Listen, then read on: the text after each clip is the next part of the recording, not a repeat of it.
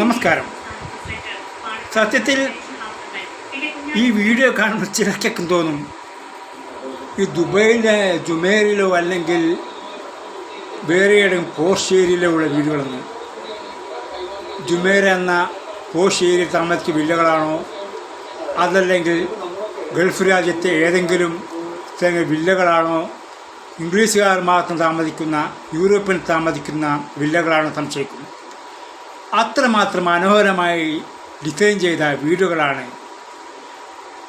ഈ ദുരന്തബാധിതർക്ക് മുസ്ലിം ലീഗ് നൽകിയത്. എല്ലാ സുഖ സൗകര്യങ്ങളും കൂടി 1600 സ്ക്വയർ ഫീറ്റ് വീട് എന്ന് പറയുമ്പോൾ നമ്മൾക്ക് ഏകദേശം ഊഹിക്കാം നമ്മുടെ നാട്ടിൽ സാധാരണ 1500 1400 സ്ക്വയർ ഫീറ്റുള്ള വീട് എത്ര മനോഹരമായിരിക്കും, എത്ര ആഡംബരമായിരിക്കും ഉള്ളത്. പക്ഷേ ലീഗ് നൽകിയ വീടുകളുടെ സ്ഥിതി കണ്ടാൽ നമുക്ക് മനസ്സിലാകും എത്ര സന്തോഷകരമായി, എത്ര ആത്മാർത്ഥതയോടാണ് ഓരോ വീടിൻ്റെ പണിയും അവർ പൂർത്തീകരിച്ച് ജനങ്ങൾക്ക് കൈമാറിയിട്ടുള്ളത്. ഒരു വീടുണ്ടാക്കുമ്പോൾ അടങ്കൽ തുക 50 ലക്ഷം, 60 ലക്ഷം, അല്ലെങ്കിൽ ബസ് സ്റ്റോപ്പ് ഉണ്ടാക്കുമ്പോൾ 60 ലക്ഷം അടങ്കൽ തുക എന്ന് എഴുതുന്നതിന് പകരം അവിടെ യാതൊരുവിധ ആഡംബര പരിപാടികളുമില്ലാതെ ലീഗ് അണികളെപ്പോലും മാറ്റി നിർത്തിക്കൊണ്ട് തികച്ച് സ്വകാര്യമായ ചടങ്ങായിട്ട് ഗൃഹപ്രവേശനം നടത്താൻ ലീഗിന് മാത്രമേ സാധിക്കുള്ളൂ. പ്യാർ വർക്കില്ല, റോഡ് നീളെ ഫ്ലക്സ് ബോർഡില്ല, ചെയ്തവർ ലീഗാണെന്ന് വിളിച്ചു ഫേസ്ബുക്കിൽ പോസ്റ്റില്ല.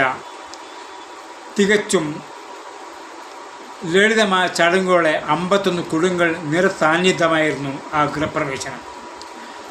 അവർ തിളപ്പിച്ച പാലിൽ നിന്നുള്ള അവർ സന്തോഷമാണ് പറഞ്ഞു പൊങ്ങിയത്. നിറപ്പൊന്തി അവരുടെ സന്തോഷമാണ്. ഗണപതി ഹോമം, അതുപോലെ മതപരമായ ചടങ്ങുകൾ ഇതൊക്കെ നടത്തി വിവിധ മതത്തിൽപ്പെട്ടവർ ഒന്നിച്ച് താമസിക്കുന്ന ഒരു ടൗൺഷിപ്പ് എന്നുള്ളത് യാഥാർത്ഥ്യമാക്കാൻ ലീഗിന് മാത്രമേ സാധിക്കുകയുള്ളൂ. 10 വർഷം അധികാരത്തിലില്ലാത്തൊരു പാർട്ടിയാണ് ലീഗ് എന്ന് ഓർക്കണം. എന്നിട്ടും സാമ്പത്തികമായി യാതൊരു ഞെരുക്കവുമില്ലാതെ, സാമ്പത്തിക ബുദ്ധിമുട്ട് പറയാതെ ഗൾഫിലും നാട്ടിലുമുള്ള ധാരാളം മുസ്ലിം ലീഗിൻ്റെ പ്രവർത്തകർ 1 രൂപ മുതൽ 10,000 കണക്കിന് സംഭാവന ചെയ്ത് ലീഗിൻ്റെ ബൃഹത്തായ പദ്ധതിക്ക് അവർ ഭാഗവാക്കുകളാക്കുമ്പോൾ തികച്ചും ലീഗ് ഒരു വ്യത്യസ്തമായ കാഴ്ചപ്പാടുള്ള പാർട്ടിയാണ്. കുരു പൊട്ടുന്നവർ പൊട്ടട്ടെ, പക്ഷെ അവർക്ക് ഒരു വീടുണ്ടാക്കി കൊടുക്കാൻ പറ്റുമോ?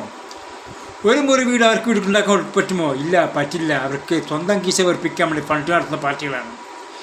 ഇനിയിപ്പോൾ ചോർച്ചയുണ്ടോ എന്ന് അന്വേഷിക്കാൻ വേണ്ടി പലരും രാത്രി 11 വീടിനകത്ത് കയറാൻ ശ്രദ്ധിക്കുക.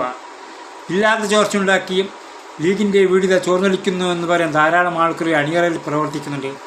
അത് ലീഗുകാർ ഓർത്താൽ നല്ലത്.